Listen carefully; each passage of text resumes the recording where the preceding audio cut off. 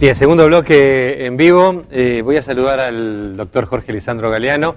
Y hoy vamos a cambiar el agua, por respeto además a nuestro invitado, así que además la voy a servir yo. Es agua nuestra, agua de las Misiones, que después vamos a hablar del agua de las Misiones, no ahora. Ahora vamos a hablar un poquito, ahí está, de política. ¿Cómo anda? Muy bien, muy bien. ¿Sí? Perfectamente. Bueno, usted se veía venir esta pregunta, doctor Galeano. No hace falta un gran archivo ni demasiada memoria para tenerlo Aparte presente. nunca nadie lo niega, ¿no? No, tampoco, no. Usted fue, en los últimos tiempos, uno de los opositores más feroces, si me permite el término, que ha tenido el gobierno, puntualmente Rovira, digamos, ¿no? Puntualmente Rovira, con denuncias muy fuertes. Usted no dejaba títere con cabeza, y hay que reconocerle que ha sido muy efectivo y muy respetado como opositor, ¿no? Durísimo, pero durísimo. Ha dicho cosas tremendas. Y hoy por hoy está trabajando y formando parte, digamos, de este gobierno. ¿Qué pasó, digamos? ¿Qué pasó en el medio, digamos, para semejante transformación? Lógicamente es una historia mucho más larga, pero se condensa en conceptos muy simples. Yo tengo para mí que solo los necios insisten en sus errores, y esos existen.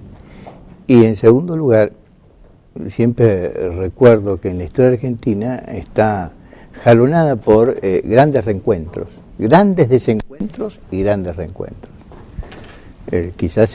Por supuesto, ni quiero colocarme a la altura de estas personas, pero es un modelo que dan grandes hombres argentinos. Siempre recuerdo los desencuentros de Perón y de Balbín, ¿no? Uno lo mandó preso, lo acusó de mil cosas, y finalmente terminó diciendo un viejo adversario viene a despedir a un amigo, porque se habían hecho amigos, ¿no? Yo creo que lo más importante es encontrar un camino del diálogo. Con el ingeniero Rovira nosotros estuvimos juntos mucho tiempo en el PJ. Es más, llegamos a ser candidatos en la misma época y tenemos un diálogo muy bueno. Yo inclusive trabajé para su campaña, para gobernador. Después la política nos desunió y nos desencontró.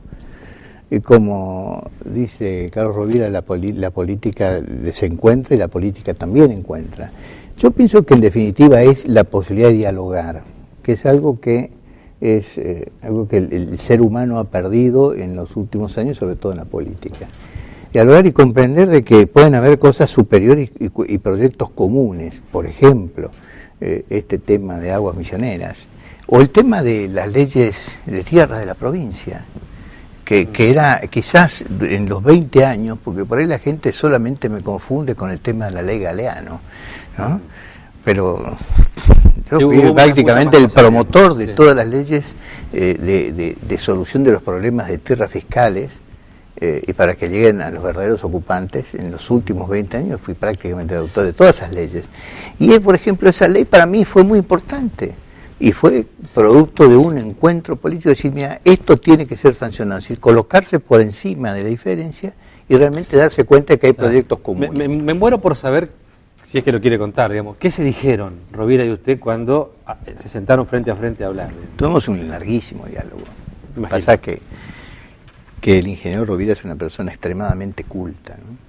Entonces es mucho más fácil poder hablar en profundidad de estos temas con alguien que primero no tiene rencores, no tiene capacidad de tener rencores, lo cual también para mí es muy importante, porque yo tampoco tengo esa capacidad de tener rencor.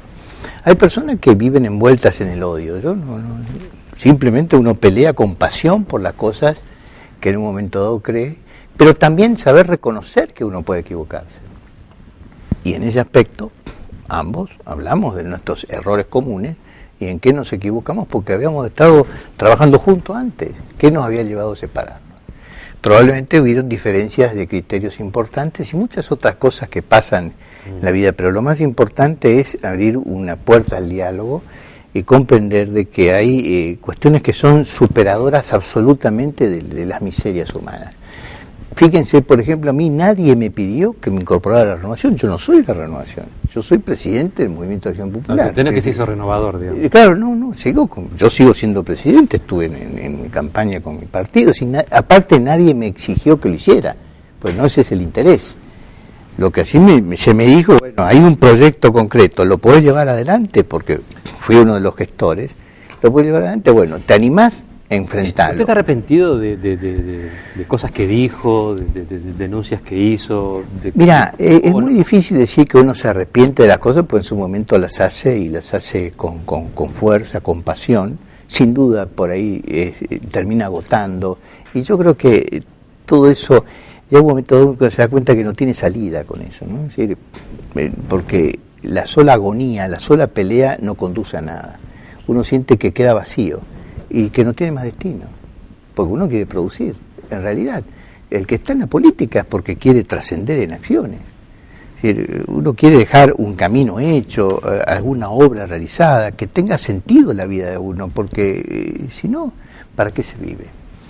Y realmente, cuando uno, el que verdaderamente está en política trabajando en ella, pero con pasión, quiere dejar obras, quiere dejar hechos, no solo palabras. Y bueno, la oportunidad que se buscaba era esa. Yo lo que sí encuentro es un camino para la realización de hechos y de obras que realmente pueden conducir a que mejore. Yo recuerdo que usted, por ejemplo, el centro del conocimiento, usted no lo destruí, sino que toda la oposición en ese momento, claro, bueno, no era yo solo, tirar la oposición, tenía una actitud, claro. Pero en eso también hay que ser, hay que tener una cierta valentía para decirlo, ¿no? Yo cuando estuve visitando la Cruz, la pude conocer, realmente me impactó esa obra, ¿no? Lo tengo que decir, y lo digo públicamente acá delante de miles de misioneros. Me sentí conmovido. Y cuando estaba subiendo, dije, ¿cómo es posible que yo me haya opuesto sin conocer? Y me di cuenta que muchas veces, cuando actuamos políticamente, nos enceguecemos y tenemos que oponernos por oponernos. Y uno comete esos errores. La apreciación histórica. ¿Cuántos combatieron la Torre Eiffel, por ejemplo? Y sin embargo es el símbolo, el ícono de Francia. Bueno, esas son cosas que pasan. De la misma manera que el ingeniero, cuando hablando, yo me equivoqué en esto, y se hizo una suma de las cosas que uno puede haber, de los llevados de ese encuentro, y decimos, bueno, lo inteligente ¿cuál es? Unir inteligencias y tratar de trabajar juntos. ¿Cuánto es lo que políticamente a mí me queda en el carretel? Yo diría que muy poco. Estaba por preguntar si el Galeano político todavía tiene vida.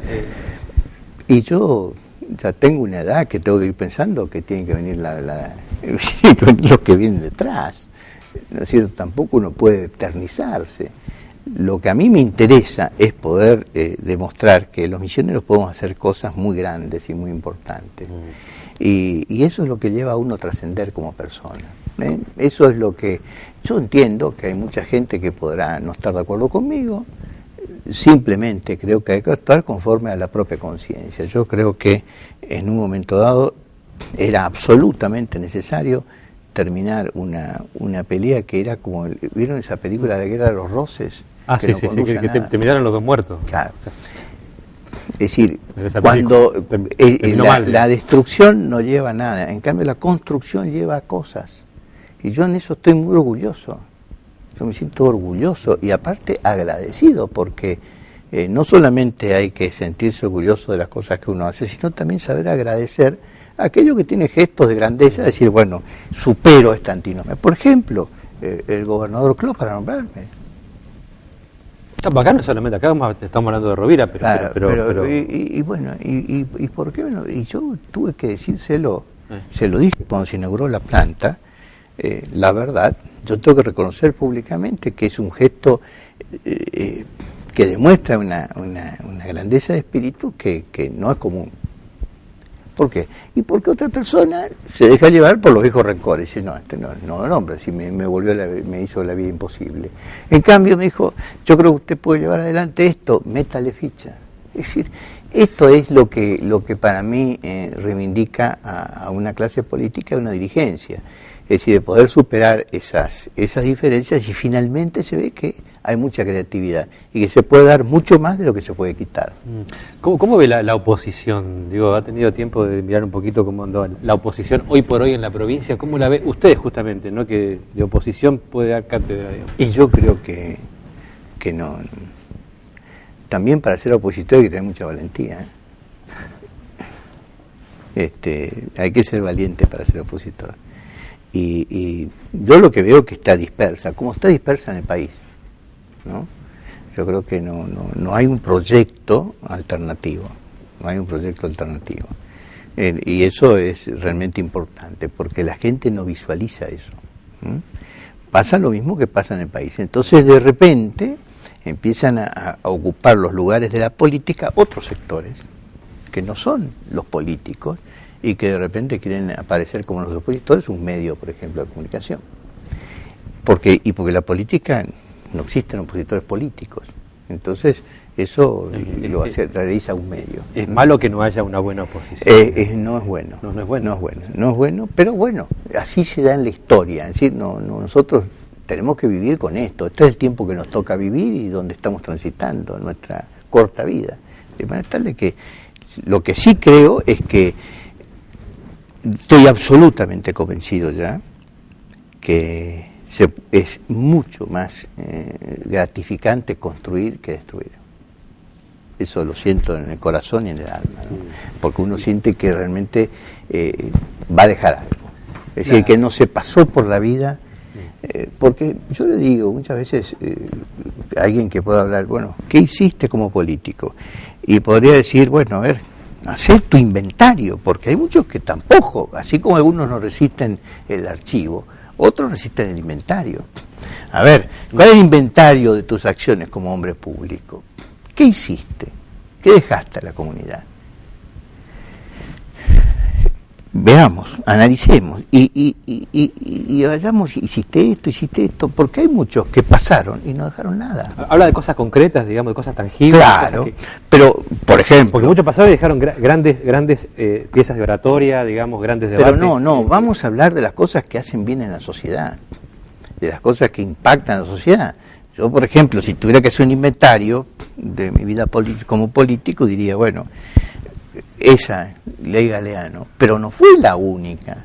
El Código Contencioso Administrativo de la provincia, todas las leyes fiscales que hay de solución de problemas de la tierra fiscales, que para mí siempre fue el problema estratégico más importante que tuvo Misiones. En 20 años, las 4 o 5 leyes fueron leyes de mi autoría. Y la más importante, la última, bueno, fue apoyada calurosamente por el ingeniero Rovira. Entonces, eso, sentir que de repente hay 30.000 familias misioneras que pueden solucionar el problema de la tenencia de la tierra por una ley, bueno, eso es gratificante. A mí por lo menos me gratifica. Por lo menos digo, bueno, cumplí una función como diputado. Por lo menos lo que la sociedad me pagó, se lo devolví. Indudablemente, Galeano, usted es una figura política absolutamente fuerte, insisto. Como diputado, creo que el único que yo recuerde que le ha logrado poner su nombre a una ley, digamos. Se la conoce como Ley Galeano. Sí. Bueno, no sé si usted lo buscaba o no lo buscaba, pero se la conoce como Ley Galeano.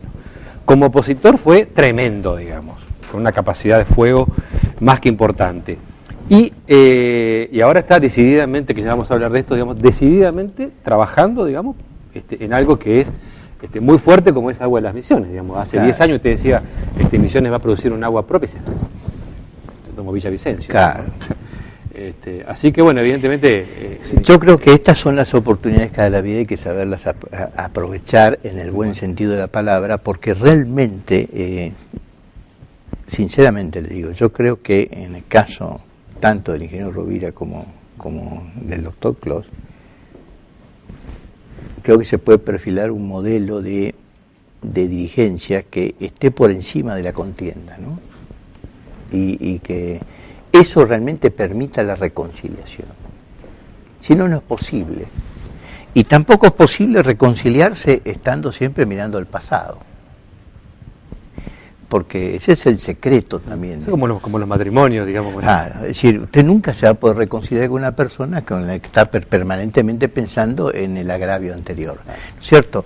Hay que tener una gran capacidad moral, una gran capacidad espiritual y mucho sentido de la cordura y inteligencia emocional para decir, bueno, esto lo puedo superar. Yo creo que en función de los logros uno lo puede superar. Yo creo que la experiencia me indica que no me equivoqué y creo que el ingeniero Rovira tampoco se equivocó y dijo, bueno, perfecto, vamos a poner paños fríos en un tema que no nos conduce a nada. Y cuando uno se pone a hablar, se da cuenta de que en realidad son muchas más las cosas que unen que las que desunen. Que las que separan. A veces son minucias o sonceras las cosas que nos desunen y otras veces hay cosas muy profundas. Yo lo que quiero rescatar son las cosas profundas. Sí. Eso es lo que me importa. El juicio final, y yo creo que va a estar en las obras que uno hizo. ¿Qué dejó a la sociedad a la que perteneció? ¿Cómo lo van a recordar? ¿Qué dejó después, a la sociedad que le estuvo inclusive pagando el sueldo? Porque yo siempre me preguntaba cuando era diputado, ¿cómo justifico mi dieta? ¿Cómo justifico que estoy ganando una dieta? Y me acuerdo un caso patente, cuando estábamos peleando por el tema de la ley del alcohol, que estuve en una reunión con casi 150 docentes, y fui a hablar con ellos, y en ese momento no se pagaban los sueldos. Los diputados habían cobrado el sueldo y los docentes no.